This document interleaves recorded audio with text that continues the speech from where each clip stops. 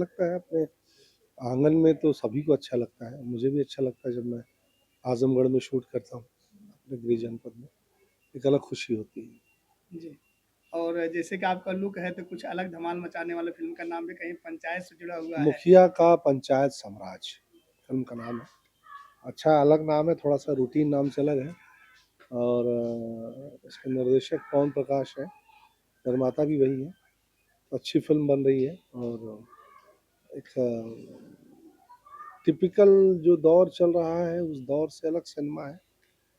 इस पॉलिटिक्स पे भी और गाँव की पॉलिटिक्स पे बहुत कम फ़िल्में बनती हैं। सास-बहू की पॉलिटिक्स पे ज़्यादा ध्यान देते हैं।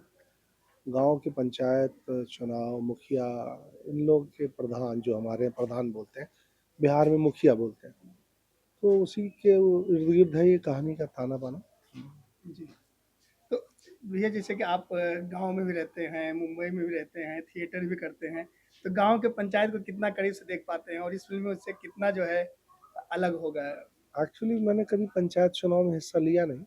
हाँ, पंचायत का चुनाव जब हुआ है तो मैं कई बार इत्तेफ़ाक से गाँव में रहा हूँ और ये एक ऐसा विषय है जिसको ढंग से हमने एक्सप्लॉइट ही नहीं किया। ये विधायक और सांसद के चुनाव से बड़ा चुनाव होता है उत्तर प्रदेश, बिहार में। मुखिया का चुनाव, प्रधान का चुनाव।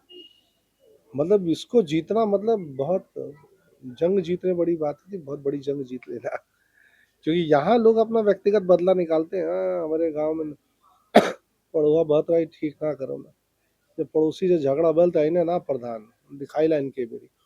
गाँव के लोग अपना व्यक्तिगत बदला चुकाते हैं प्रधानी के चुनाव में।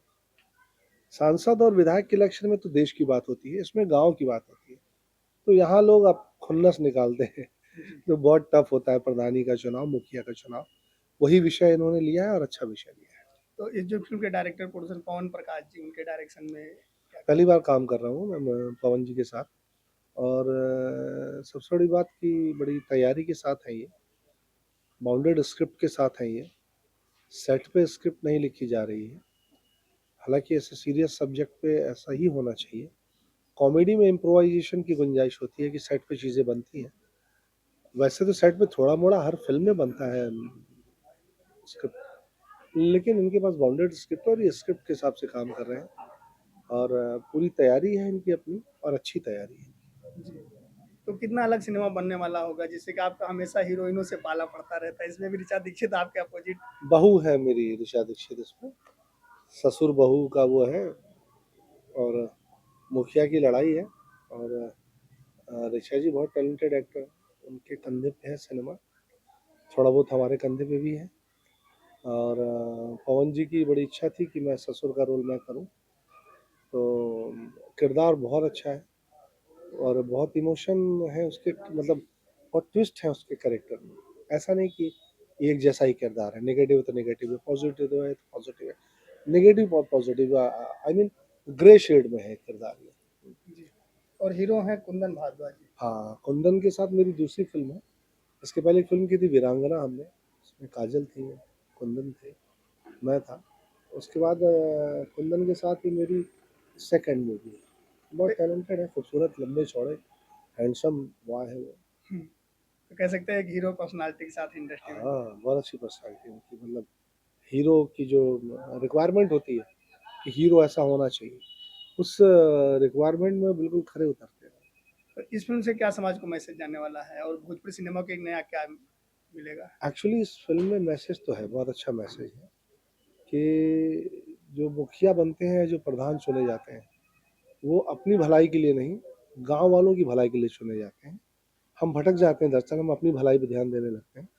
तो अगर गाँव ने आपको चुना है, तो गाँव ने आपको अपना नेता चुना है, मुखिया चुना है, प्रधान चुना है, तो वो गाँव की भलाई के लिए चुना है। अब अपनी भलाई नहीं, हम अपना घर-बार और गाड़ी बनाने लगते हैं। उनके लिए चाहिए ना, उनकी बेसिक ज़रूरतें, उनकी जो आम लाइफ़ की जो ज़रूरतें हैं, उनको पूरा करिए। उनके लिए सरकार पैसे दे रही है और जो सरकार पैसे उनके लिए दे रही है, वो उन तक पहुँचना चाहिए। अगर नहीं पहुँच रहा है, तो फिर प्रॉब्लम कहीं प्रधान में या मुखिया में है। यही ऐसे ही कुछ अ, संदर्भ को टच करता हुआ सब्जेक्ट है ये। तो भैया बात करें जैसे कि भोजपुरी सिनेमा में एक कहावत था कि रियल सिनेमा नहीं बनता है, कहानियाँ नहीं हैं, जो कि भोजपुरी में ढेर सारे सब्जेक्ट हैं, तो कहीं न कहीं कह सकते हैं कि अब रियल की सिनेमा और रियल कहानी की तरफ भोजपुरी सिनेमा बढ़ रहा है, जैसे अभी इस फ़िल्म में बता रहे हैं। देखिए रियल जिस हम रियलिस्टिक पैटर्न की जो बात करते हैं, जिस सिनेमा की बात करते हैं, या हम फ़िल्मी भाषा में कहें तो ऑफबीट सिनेमा, ऑफबीट सब्जेक्ट। ये ऑफबीट सब्जेक्ट है, लेकिन कमर्शियल वे में बनाया जा रहा है। इसमें गाने भी हैं। देखिए एंटरटेनमेंट तो बहुत ज़रूरी है। आप कुछ भी बनाएँ, सब्जेक्ट आप कोई भी चुनें, आपका वे ऑफ प्रेजेंटेशन बहुत अलग भले अलग हो, लेकिन फ़िल्म में मनोरंजन होना चाहिए। सिनेमा की पहली शर्त है मनोरंजन। अगर आप मनोरंजन नहीं कर रहे हैं, तो बेकार है। इस फ़िल्म में एंटरटेनमेंट भी है। हाँ, सब्जेक्ट थोड़ा हट के है। भैया चलते-चलते बात करें Pawan Prakash ji as a director, producer Bhojpuri industry में पहली बार फ़िल्म बना रहे हैं, इनके लिए क्या शुभकामना देना चाहेंगे? मेरी बहुत सा ढेरों शुभकामनाएँ पवन जी के लिए, और बहुत कूल आदमी हैं, कूल डायरेक्टर हैं। चीज़ें क्लियर हैं उनके दिमाग में, कन्फ्यूज़न नहीं है। इसलिए बहुत हाइपर नहीं होते सेट, बहुत एग्रेसिव नहीं होते, आराम से कूली काम करते हैं। उनको पता है कि क्या कितनी कटिंग चाहिए। वैसा नहीं करते कि सब भर लो ट्रक में, देखेंगे वहाँ जाके जो चुनना है एडिटिंग पे, वैसा नहीं है। मुझे लगता है उनको एडिटिंग का सेंस भी बहुत अच्छा और डीओपी बहुत अच्छी लेकर आए हैं वो, अनिक राम वर्मा जी, जो कि हिंदी के हैं। ये भी हमारे लिए बहुत लक की बात है कि एक हिंदी के इतने मजे हुए डीओपी हैं, अनिक राम वर्मा, वो इस फ़िल्म में है। प्लस हमारे बलिया वाले दीपक बाबू हैं, पूरा कैमरा रोनिन कंधे पे सँभाले हुए हैं। तो टीम बहुत अच्छी है उनकी, और डीओपी की अंडरस्टैंडिंग बहुत अच्छी है। और सबसे बड़ी बात जो अच्छा लगता है कि अभिनेता को थकाते नहीं हैं, जितना चाहिए उतना ही सीन शॉट ले रहे हैं। मैंने कहा ना, वो ट्रक में भर नहीं लेते हैं, बहुत से डायरेक्टर ट्रक में भर लेते हैं। सब वो टेक्निकल वर्ड है थोड़ा सा ही, कि पूरा मास्टर ले लो, पूरा क्लोज ले लो, पूरा ओएस ले लो, तो भैया फिर लगाओगे क्या, फिर आपने क्या किया। वो तो एडिटर के लिए आप काम बढ़ा देते हैं। तो सुलझे हुए निर्देशक हैं और अच्छा लग रहा है इनके साथ। भैया बात करें जैसे कि आप हमेशा जो है भोजपुरी सिनेमा कुछ अलग करते हैं और अलग करने की कोशिश होती है।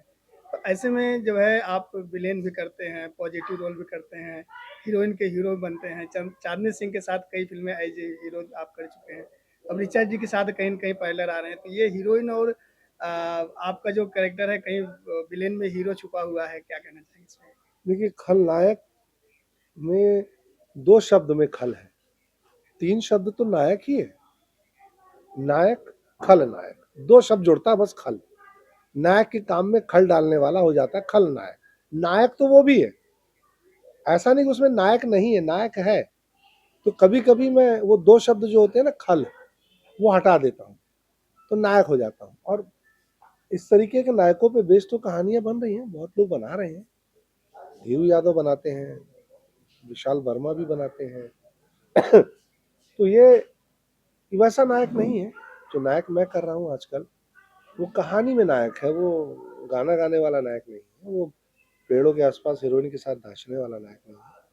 वो आम ज़िंदगी का किरदार है, जो आम ज़िंदगी की कठिनाइयों को, तकलीफ़ों को महसूस करता हुआ, उनसे लड़ता हुआ कहानी के साथ आगे बढ़ता है। जी।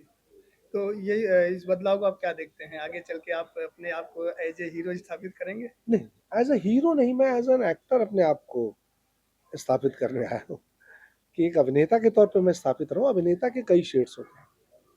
वो एक ठप्पा लग गया था खलनायक का, अभी भी है, और मैं बुरा नहीं बोलता उसको, वो मैंने ही लगवाया, वो मेरे ऊपर किसी ने ठप्पा लगाया नहीं जबरी खलनायक का। मेरी इच्छा थी खलनायक बनने की।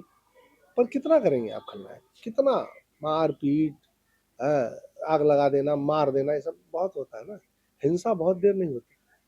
तो अब मैंने खुद भी बदलाव किया कि अब मैं कहानियों में से, और लोगों ने विश्वास किया। सबसे बड़ी बात है कि निर्माता, निर्देशक अभिनेता के ऊपर विश्वास करता है, वो बहुत बड़ा चैलेंज होता है, और आप उसके विश्वास पर खरे उतरें, ये आपकी जीत है। तो मुझे लग रहा है कि मेरी कोशिश या निर्माता निर्देशक का मुझ पे विश्वास थोड़ा कामयाब हो रहा है। ऑडियंस क्या कहेगा भैया? मैं अपनी ऑडियंस से ही कहूँगा कि आप लोग के माध्यम से, आप लोग जो अपने चैनल के माध्यम से भोजपुरी को प्रमोट कर रहे हैं रामचंद्र जी, तो हमारी ऑडियंस भी भोजपुरी सिनेमा के प्रति अपना प्यार बनाए रखे। हमारे दर्शक जो इतना प्यार हम कलाकारों को देते हैं, हमारी फिल्मों को देते हैं, बस वो प्यार बरकरार रखिए, वो आशीर्वाद बरकरार रखिए। उम्मीद करता हूँ भोजपुरी सिनेमा दिन दूनी रात चौगुनी तरक्की करे।